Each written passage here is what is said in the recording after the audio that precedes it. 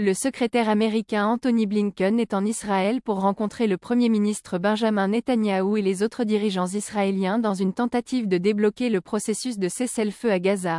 Ceci survient alors que le Hamas a échangé la responsabilité des retards dans la conclusion d'un accord de trêve. Lors de sa visite, Anthony Blinken a déclaré que les négociations en cours pourraient être la dernière tentative pour arriver à la fin de la guerre.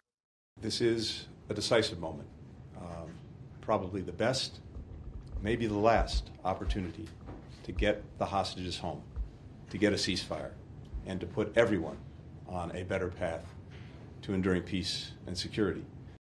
Le secrétaire américain Blinken, qui en fait SANEUVIEME visite au Moyen-Orient depuis l'attaque du Hamas contre Israël le 7 octobre, a déclaré qu'il a été envoyé en Israël pour l'accord sur la ligne et enfin au-dessus de la ligne. Le président israélien Isaac Herzog lors d'une rencontre avec Blinken a souligné la nécessité des otages israéliens de retourner en Israël. There is no greater humanitarian objective and there's no greater humanitarian cause than bringing back our hostages home as they should have returned long ago.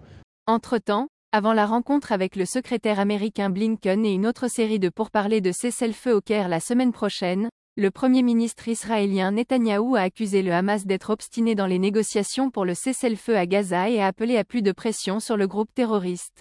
Des mois de pourparlers intermittents avec les médiateurs américains, qatariens et égyptiens n'ont pas abouti à un accord. אני מבקש שוב להדגיש שהחמאס עד לרגע זה דבק בסרבנותו, הוא אפילו לא שלח נציג לשיחות בדוחה. ולכן את הלחץ צריך להפנות לחמאס ולסינואר ולא לממשלת ישראל.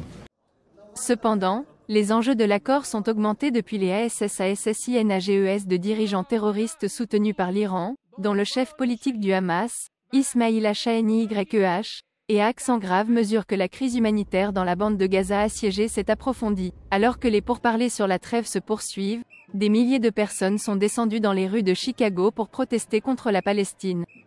Rapport du bureau, News X World.